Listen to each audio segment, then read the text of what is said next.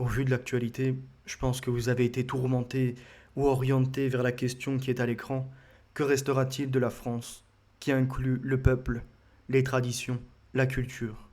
Nous observons une trahison qui remonte au plus haut point depuis des décennies, à ces présidents censés faire le bien commun pour la France, à ces politiques qui devaient nous représenter et qui au contraire nous ont desservis. On le voit, ils ont favorisé les autres à la place des nôtres. On fait en sorte que des associations et des ONG pullulent sur le territoire pour des flux migratoires et qu'il y ait un remplacement, et sur différents secteurs, en invitant des profils qui sont là que pour profiter et d'autres pour imposer culture, religion, coutume, où on a un effacement de nos traditions. Là où, à une certaine époque, nos grands-mères avaient un petit foulard, ou pourquoi pas un petit voile, s'y trouvent aujourd'hui des abayas et tenues intégrales, où nous avions, en effet, une diversité au niveau de l'alimentation, maintenant, notre art culinaire remplacé par du kasher et du halal. Petit à petit, tout se transforme, des boutiques au savoir-faire. Nous n'avions pas de pétrole, mais des idées. Aujourd'hui, nous nous retrouvons sans idées et sans pétrole petit à petit. Nous sommes amenuisés par ces nouveaux occupants qui ont oublié le visage de la France d'antan. Avant 1970, il y avait peu d'immigrés. Et la proportion d'immigrés provenait de territoires voisins, européens plus précisément, qui pouvaient participer au partage de notre culture et de nos valeurs. Même si au travers de l'histoire, on a observé qu'il y a eu des guerres au niveau de l'Europe. Mais regardez ça, les mots qui sont employés ont leur importance. Pour faire le show, créer la dynamique autour de cette gauche SS, socialiste sectaire, qui lorsque la Vox Populi fait retentir une voix à droite, elle de son côté sort les bottes et les tonfas et vient détruire bon nombre de mobilier urbain, de boutiques qui existent placées à droite. Elle emploie, comme Macron l'a dit, le mot guerre, peut-être même dans cette intention d'emmerder les Français, comme Macron le laissait entendre lorsqu'il était sous coercition pour le côté de ce système qui était, voyez-vous, sur la santé. Elle parle de guerre, mais les victimes sont toutes, sauf blanches ou catholiques. Est-ce que quelqu'un peut lui rappeler l'effet des délinquances et des criminalités de jour en jour, les détournements des subventions, des fraudes sociales ou encore la discrimination positive qui leur fait profiter des HLM à la place des autochtones qui étaient là, eux, bien avant, qui sont issus de générations 3, 4, 5 et plus que ça encore. Rappelez-lui aussi à cette femme qui dit que apparemment ils sont en danger, ce qui est réellement le fascisme. Parce que elle décrit des racisés qui sont maintenant oppressés. Et quand elle entend racisé, elle dit ibérique, arabe, noir, maghrébin, juif, musulman, encore une fois, tout sauf blanc et catholique. Et que les méchants, elle ne les décrit pas. Mais par déduction, on se doute bien de qui elle parle. Je vous laisse écouter ces 30 secondes de vidéo et on ira à la suite lui rappeler ce qu'il en est. Mais où nous sommes en guerre. Eh les gars, je sais pas si vous vous rendez compte, mais là actuellement, nous sommes en guerre. On est en guerre contre l'ennemi.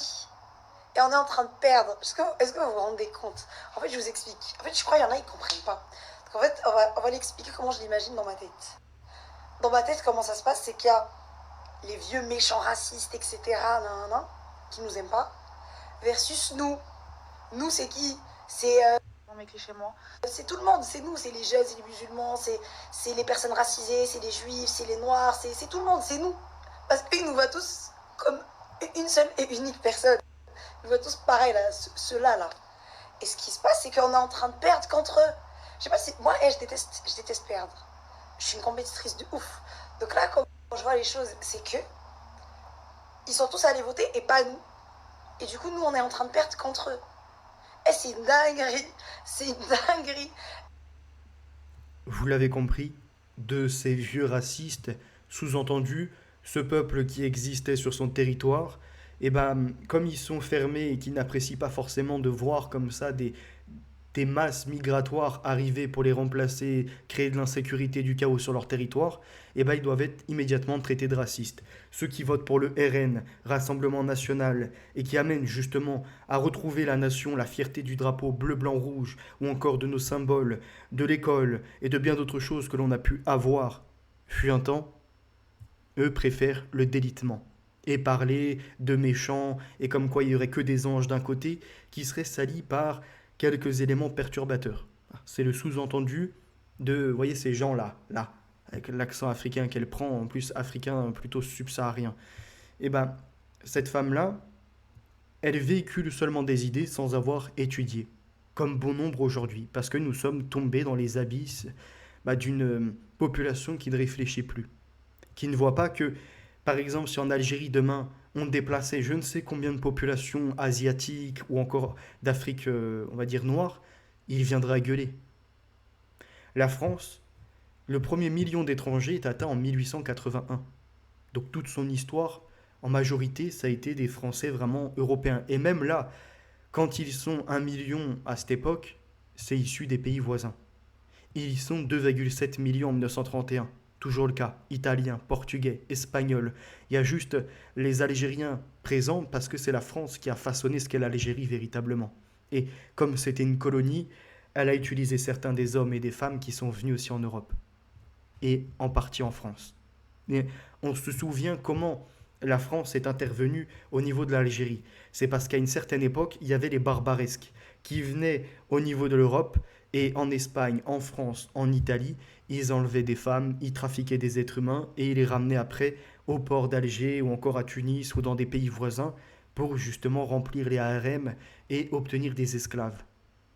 Donc la France, à un moment, elle s'est saisie de ces dossiers, de ces sujets, et elle s'est rendue là-bas, peut-être qu'elle a fait des horreurs, parce qu'il faut aussi le reconnaître, mais c'est des horreurs qui ont fait suite à d'autres encore atrocités.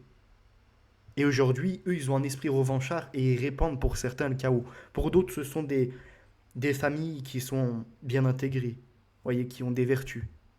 Mais pour d'autres, ce sont des haineux, animés ni plus ni moins par l'envie d'aller brûler la France et d'y mettre le sang partout. Aujourd'hui, on nous dit soi-disant 3,5, 4 millions d'étrangers parce qu'ils ne veulent pas compter ce que l'INSEE nous a inscrit dans les chiffres avec les descendants d'immigrés, ce qui nous mène à peu près 20% de la population étrangère.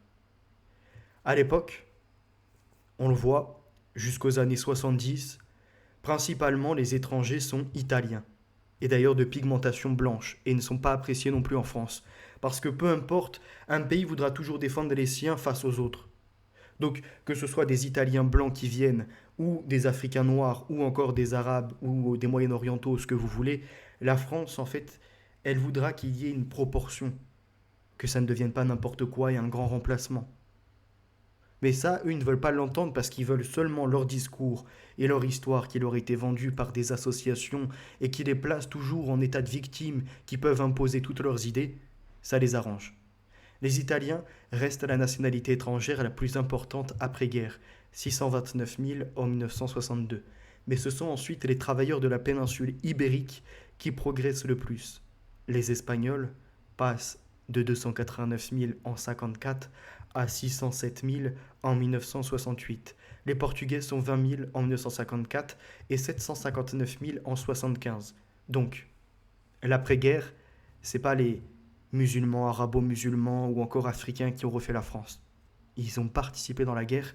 Tous ceux qui ont été engagés, soit par leur volonté, soit par la peur de se dire que si ce n'est plus la France qui gouverne, est-ce que ça ne sera pas pire avec les Allemands ou avec des Britanniques ou encore avec d'autres qui avaient des colonies à l'époque? Il y a ça aussi qui rentre en jeu. C'est pas les Africains du Nord, par exemple, qui sont engagés avec la France seulement parce qu'ils aimaient la France ou parce qu'ils étaient asservis. Il y en a certains, ils sont engagés parce qu'ils ont eu peur de ce qui pourrait advenir après. Et il faut creuser l'histoire, pas répéter de façon doctrinaire comme un dogme, voyez-vous, qui ne peut être contredit. L'axiome n'est pas dans vos discours. Ces derniers représentent à cette date 22% de la population étrangère en France, soit la première minorité. Après eux viennent les Algériens, comme je vous l'ai expliqué, par l'histoire des colonies. Et même si on voit 700 000 Algériens, donc dans les années 75, pareil, 759 000 Portugais, etc., qui ont participé à ce visage de la France quand même, c'est rien comparé à la majorité française. On est sur de l'ordre de 40 millions à peu près de Français, même plus. dans les années 75, on est aux alentours de 50 millions de Français. Donc 2 ou 3 millions d'étrangers, ce n'était pas un problème. Maintenant, quand nous sommes dans une France aux alentours de 68 millions de Français, avec des descendants d'étrangers, plus les immigrés, qui eux n'ont pas de papier français, et que ça représente plus de 20 millions de Français, il y a un problème. Dans le rapport, on va dire, entre la France d'hier, la France d'aujourd'hui et ce qui arrivera demain. Alors je vous inviterai à me retrouver sur Odyssée et je vous lirai prochainement Les Métis du docteur René Martial. Et dedans, c'est intéressant de se ramener à l'histoire du passé, à ces docteurs, professeurs, à ceux qui ont étudié en tout cas, et qui ont produit des choses. Lui nous parlera des races, ce que je n'apprécie pas forcément. Mais néanmoins, je vais faire l'exercice de me poser dessus. Et il ramène les races notamment au groupe sanguin A, B, AB et O. Et il montre que la race la plus pure, selon lui, c'était les peaux rouges, parce qu'ils étaient majoritairement de sang haut, qui ramènerait à l'Antiquité et à des histoires plus anciennes qui n'ont pas été altérées par des croisements. Pourquoi pas? Ça restait à étudier. Ce qui veut dire que, d'ailleurs, il sort de l'idéologie que l'on voyait communément admise, où les peaux rouges étaient en dernier, les noirs après, et puis venaient petit à petit les asiatiques, jusqu'aux blancs et, il me semble, blancs européens ou blancs arabes. Donc il vient à parler des métis. Il y a toute une idée derrière, il y a des chiffres qui sont appuyés, et ce qui m'a marqué, c'est par exemple la densité de population à Madagascar. Déjà, Madagascar en superficie, c'est quasiment la France. Et j'étais choqué pour une île, c'est pour ça qu'on dit que c'est l'une des îles les plus grandes. La population en 1938 était 3 millions, aujourd'hui elle avoisine les 30 millions. Donc plus ça va, plus on augmente les populations, les croisements qui vont avec, et l'inévitable choc des cultures dont on va parler après.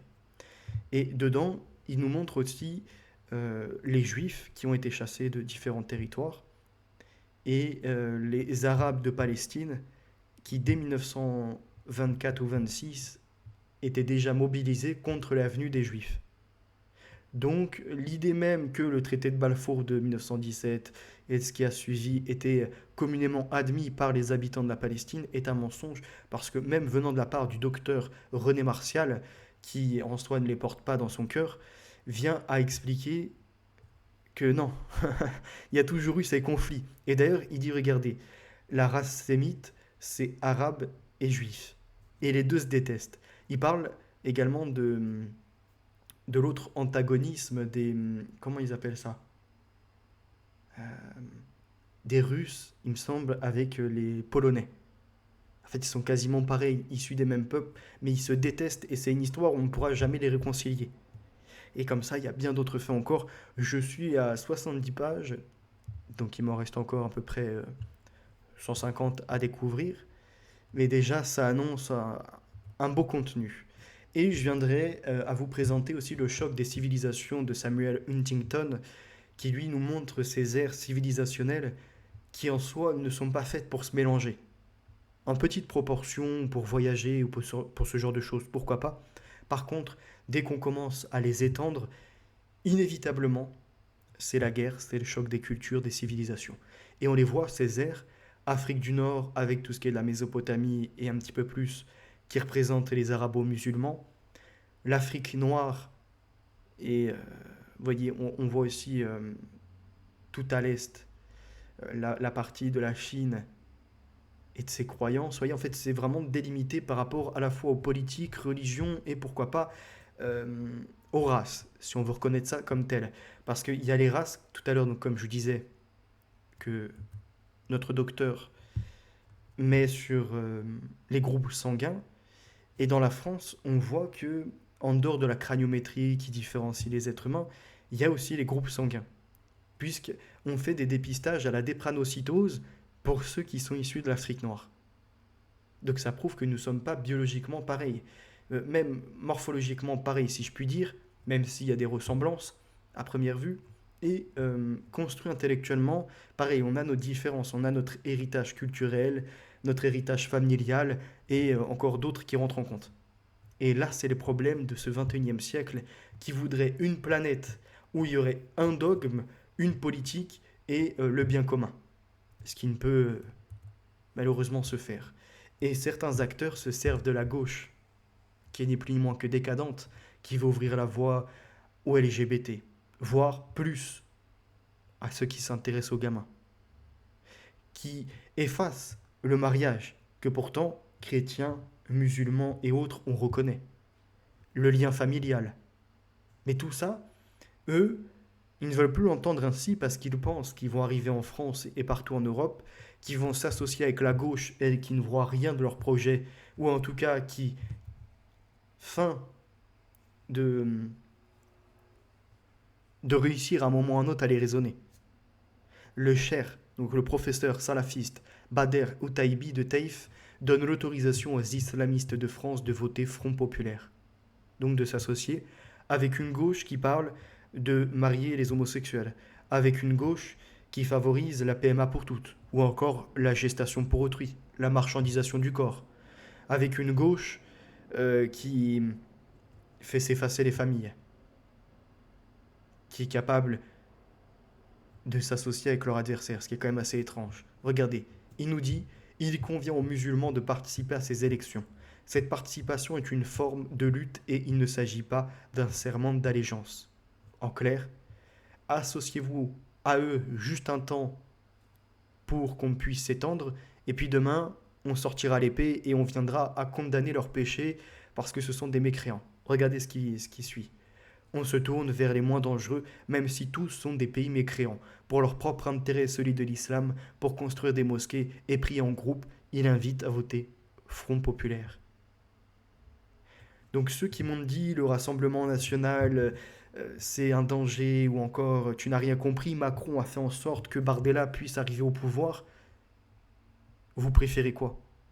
Qu'on suive ce programme et qu'au moins on puisse exposer ce que le RN a annoncé dans les ambitions politiques, dans les actions à mener, donc qu'on les mette en confrontation avec, lorsqu'ils sont élus, ce qu'ils font face à ce qu'ils avaient annoncé, ou bien basculer tout à gauche et finir la France.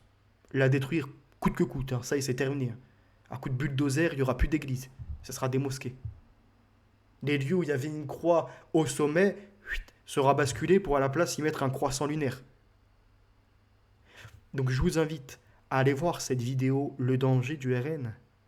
Peut-être qu'au début j'ai une voix, vous voyez, qui part un peu dans la dynamique et qui sort du grave parce qu'on est sur des sujets graves, donc j'essaye de mettre des fois une forme qui malheureusement peut être désagréable à écouter. N'hésitez pas à me dire la différence, voyez bien que tout dépend des contenus que j'aborde, il y a des fois j'ai une voix plus grave, à d'autres moments plus aiguë, le rythme n'est pas le même. Dites-moi ce que vous préférez, comme ça je resterai axé sur ce qui est le plus audible, présentable, mais nous devons nous mobiliser. C'est un appel à la conscience. À de temps en temps, laisser les divergences, les conflits de côté pour retrouver l'unité nationale. Je vous remercie pour votre écoute. La vérité est notre avenir, nos valeurs sont ancrées et notre victoire est assurée. À très bientôt.